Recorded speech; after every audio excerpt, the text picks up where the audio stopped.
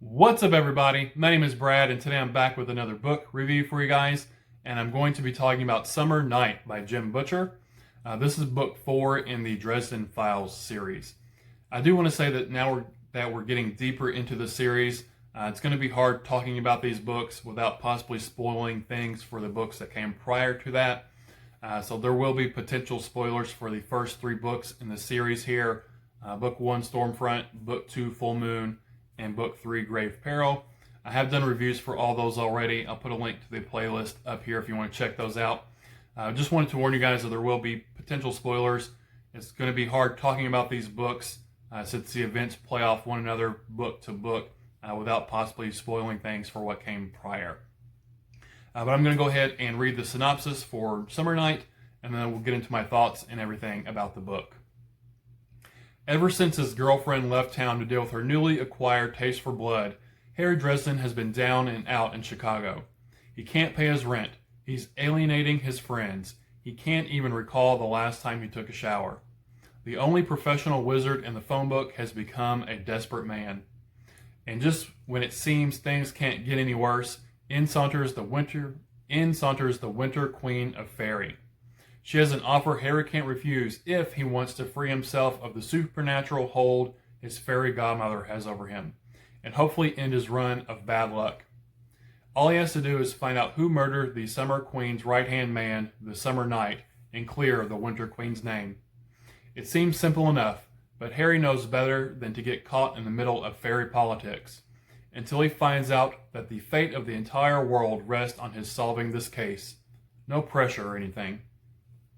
So like all the previous books to this, I listened to this on audiobook. It was narrated by James Marsters. If you're not reading or listening to these on audiobook, you really need to. He does a fantastic job every time.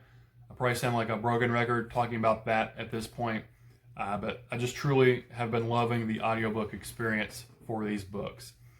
So this is book 4 in the series, and I said in my previous reviews for book 1 and book 2, they were sort of standalone-ish. You could read one or the other, didn't have to read them in order, or one or the other one. But at this point, book 3 and this one, you definitely need to read all the books prior to this. And I love that. I love that it's not just the monster of the week, the case of the week or whatnot. That the events from one book, Harry's decisions from one book, are definitely having consequences and ramifications for what happens next. And that hasn't been as big as it is in this book, Summer Night. Some decisions he made in Grave Peril towards the end of that book have major consequences for what is going on here in the Summer Night book. And I'm really glad that's happening. I'm glad that each book isn't self-contained and isolated, that it's all building upon each other. Each book's like a building block. It gets more and more intricate and detailed. And there's characters coming back from prior books that I was glad to see and fun to see. And I'm just glad that the ramifications and because of Harry's actions take precedent in this book. I'm really glad of that. From reading the synopsis, I wasn't sure that what happened at the end of book 3 was going to play into it at all, but I was completely wrong. I was trying to be vague. I don't want to give too much away or anything. But I'm really loving Jim Butcher's world building. The series, it's still urban fantasy. It started out very urban fantasy. A lot of it just took place in Chicago. And as we've progressed through the books, we're getting less and less of the urban fantasy aspects and more just almost just straight up fantasy. In this one, we go to the Never again, to the land of fairy, if you will. I think that's what it's called. But we get introduced to the she courts, the fae courts, the summer court, and the winter court. And I really like that. I'm a huge Dungeons and Dragons player, and so I just ate all that kind of stuff up. The lore, the mythology, and the politics of it all, I really enjoyed. Each court has 3 queens. There's a queen, a lady, and a mother on each side, and then each side has a knight, so the summer knight and the winter knight. And I really like the political aspects of the courts against each other. Back in book 3, we met the vampire courts, which was really cool. I'm a huge vampire fan. The red court, white court, and black court. And the vampires are still at play here in this book, which was great. We don't really get to see them in the book, but they're in the background, and there's a lot of stuff going on due to the vampire courts from what happened in book 3. I really like the fairy courts. We get to meet some of those characters, the queens and the ladies and the mothers and stuff, and I really liked how they were portrayed. I like Jim Butcher's descriptions. They look cool, they sound cool, just very aesthetically pleasing. As far as one of them has dreadlocks, and one's just wears bib overalls, seems kind of down to earth. It's just really cool how it was all described. I'm liking that we're getting more into the more fantasy, your normal fantasy type stuff, with fairies and fae and whatnot. That's all really fun. And then there is still some urban fantasy stuff here. There's a great fight scene that takes place in a Walmart, which had me laughing because I used to work at Walmart, and that was just really entertaining fun. And we get characters coming back from all the way from back in book 1. We get, I think his name's Tink Tink, I think is what he's called, a little fairy. He comes back. Billy from book 2, one of the werewolves, he's back. The whole Alpha squad is back here. So I really like that we're getting introduced to characters in a book, and then later down the line they come back and play more important roles. That's cool. Murphy's here again. She gets she's in the Walmart scene with Harry. She gets some cool stuff here. So there is still some urban fantasy stuff at play, but it's really taking a back seat to the more fantastical and your normal fantasy type stuff. And again, like in book 3, I said we got to learn a little bit more about Harry's past. We get to learn a whole lot more about Harry's past here. Jim Butcher's really fleshing out Harry as a character. We're getting to see his past and his faults and his flaws and what makes him tick inside. So I really enjoyed that. And all the way from back to book 1, the White Council was mentioned for the first time. And we finally get to see them here, actually meet the people of the White Council, get into some of their politics, who the leaders are and whatnot. And I really liked all the different members of the White Council that we got to meet.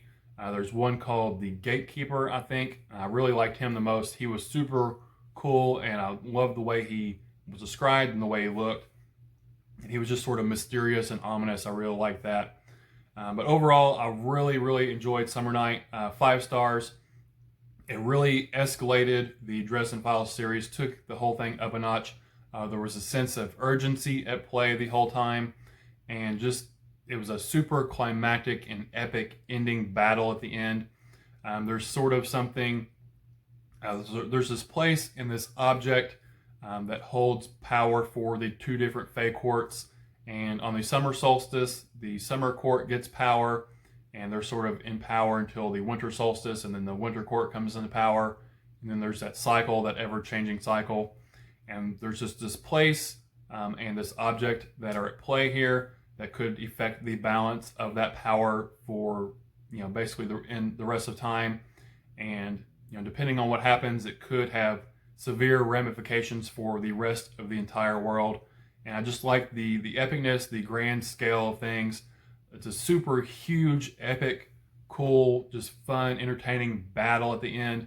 That was really cool. And I'm curious to see what happens in the next book, because I feel like each book has gone up and up and up, and we sort of have hit the top. I wonder if book 5 is going to sort of come down and be more of a grounded story, and maybe sort of another arc, if you will, where it'll build up to another big climactic event, like what happened at the end of this book. I really enjoyed this book. Each book has gotten better and better, and I've just thoroughly enjoyed the whole ride I've been on with Harry Dresden so far, and I can't wait to see what happens next. I'm hoping some more characters come back. I've heard that Leslie from Nerdy Narrative said there's a lot of new characters introduced in book 5 that she really loves, and from the synopsis of it, I'm curious if maybe Michael will be coming back based on one of the objects that's in there. Michael Carpenter, he wasn't in this book. He was a standout for me from Grave Peril, so I hope he comes back and we get to see more from him soon. Yeah, just overall, these books are, they're not too deep. You don't have to think a lot about them. They're just sort of mindless entertainment and fun. Just a nice palate cleanser between the horror books and stuff I've been reading with a lot of deeper themes and meaning. If you like fantasy, if you like Dungeons and Dragons and just a fun adventure type story, definitely check out the Dresden Files series. For me, they've been a whole lot of fun. I'm glad I started them, and I can't wait to continue on with the series. But that's all I have for you guys today. So if you've read Dresden Files, let me know down in the comments. I don't think I said already, but I like this more than Grave Peril, so this one was obviously a 5-star read for me as well. That's all I have for you guys today, so thanks for spending your time with me. Again, my name is Brad, and I'll talk to y'all later. Bye.